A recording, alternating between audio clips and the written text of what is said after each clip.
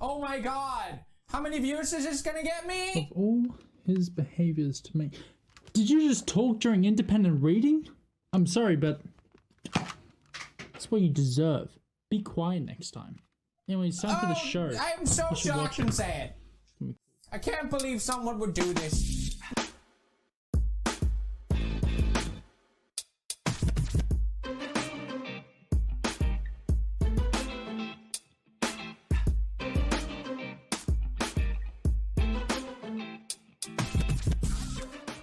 Well, ladies and gentlemen, that was take 2, and this is Shit I Need to Know.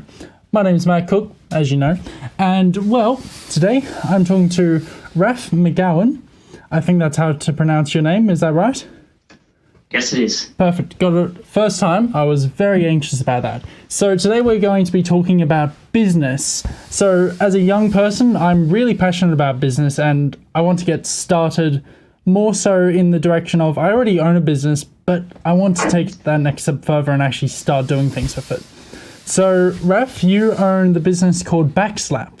And I guess my first question is, who helped you with those business ideas and really getting it off the ground and running?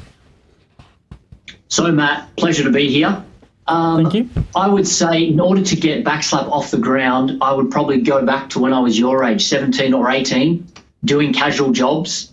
And it was really those next 10 years from when I left high school, just shadowing any manager or any owner of a business that I worked for, picking their brain, finding out a lot more than what my job entailed. And that really gave me a good foundation to 3 years ago when I did start Backslap. And I would say now I've got a wealth of people around me, and a lot of those people too I've known for 10 plus years. And they have seen my growth in my business career, and now I can really draw upon them and really help build my own, I would say my own first big business, which is Backslap.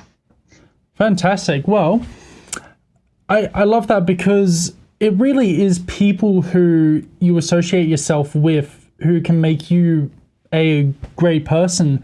And also, it can really excel your business when you have so many people helping you as well. Yeah, very true. Yeah. And your first point about surrounding yourself with the right people, I would say, I know that you yourself, you're 17 now, but when you're 25, you want the investment property, another business. And I would say that just keep hanging around people that are a little bit older, that really have that entrepreneurial, that same mindset. Because I know when I was growing up, it was a small country town. There was no one talking about investment properties or the stock market. It was playing sport on the weekend, getting a full-time job, and building a family. So really, it wasn't until I moved to Sydney in my mid-20s that I started hanging around with people and their parents friends were talking about the stock market, investment properties, and you started going to those free seminars on the weekend. And although I didn't have money sitting in my account to buy an investment property, it was more just being around that environment. So that's exactly what I still do today. And as I said, back at your age, I'd certainly recommend doing that. Yeah, thank you. So, and building on that point about education around business, did you do any prior education or through school or TAFE courses or anything like that to help you?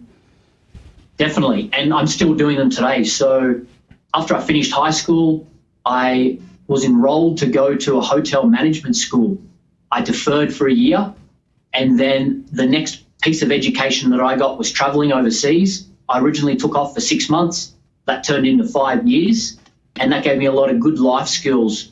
And once I came back to Australia, I studied a couple of online courses.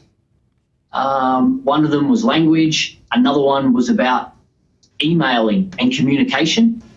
And then I went to TAFE. I did a diploma at TAFE, and then that was the stepping stone to do university. So I did a few years at USC University here on the Sunshine Coast, and that was in marketing and human resource management. And in between, since I have graduated, that was back in 2011, I've enrolled myself in a project management course and numerous other short courses that might take a week to say 3 or 4 weeks. So forever learning and looking for opportunities to keep growing. Fantastic. Well, I guess that is really an important thing, to educate yourself in a wealth of knowledge, because then you can really truly build yourself as a person and build your business. And around that as well, how did you overcome any obstacles in the past and continue to in the present and future? If I just concentrate on the last 3 years since I've been doing Backslap, there's all sorts of problems that pop up. And I would say the best way that I've learned to deal with that would be to have 3 or 4 close people that you could consider stakeholders in your business that you can go to. And as well as being stakeholders, they're also good friends and you see them as a mate. So I'll just wait till that big truck goes. It's gone. And I would just say, by having those people that you have a good relationship with, that you can go to and you can bounce ideas off. I certainly don't have the solution for every problem that pops up. If I can think of an example, one might be some new packaging that we needed to get done. So our last packaging was done in 2018. A lot's changed since then. So who better to go to people that deal with packaging and work in retail and have done for many, many years. You invite them, you might sit down for coffee and just work through ideas with them. So a lot of the time I find it's through that casual conversation. So I know when I was at school, you always had this idea, if you ever had a meeting, it had to be in a boardroom, which I find over the last 5 years is less and less. It's more about catching up, chatting, keeping it casual, even walking meetings where you're just walking around with a friend, chatting through the ideas. That's usually the best way that I find I get to a solution. Fantastic. Well, as the cat's calling me upstairs, I guess it really is a matter of time. So how much time do you think you spent at the start of you creating your business to now? Good question. Those first 12 months, I would say, if I wasn't sleeping and I wasn't doing a little bit of exercise, I was on my computer or working in my garage at the time, anything I could do to get the business off the ground. And it was actually really easy to spend that much time on it because when you find something you're passionate about, time almost disappears. You just want to spend as much energy as you can to see it come to fruition. So thankfully, I have a bit more of a social life now these last couple of years where I can also just pull back just a little bit and enjoy life, because I would dare say it would go by very quickly if I was to spend all my time on the computer working away by myself. But in the beginning, you do whatever it takes. Awesome. Fantastic. So last thing I want to add to this is, well, give me 4 key points that you could take away from this interview. So 4 tips to get you started with business. 4 tips to get you started. Great question. Just give me a moment. That's all right. Okay. I would say 1 would be look to surround yourself with a group or a network outside of friends that are your age, people that are a little bit older, a little bit more experienced.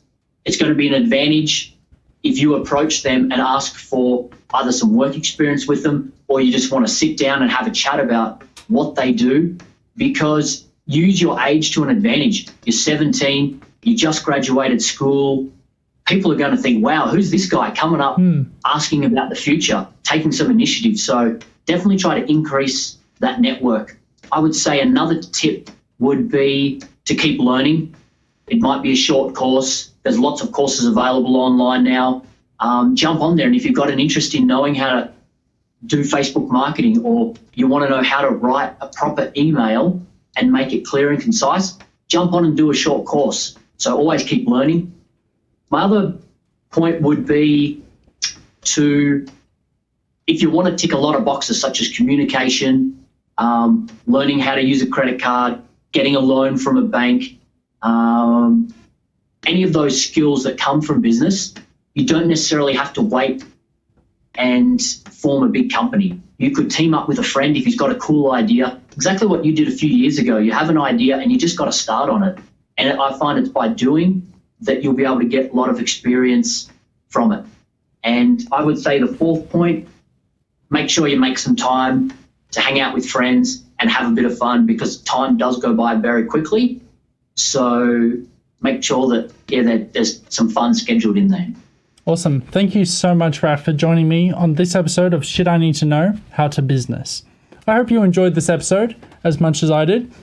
And it's really, really great talking to people who are already in this field, because, you can watch YouTube videos and you've got no idea what this person's background is. What I like about this is I'm talking to people who I actually know are in this business and who have struggled through this time and have made it. So thank you so much, Raph, for joining me. Thank you for watching, and I'll see you next week for another episode of Shit I Need to Know. See ya.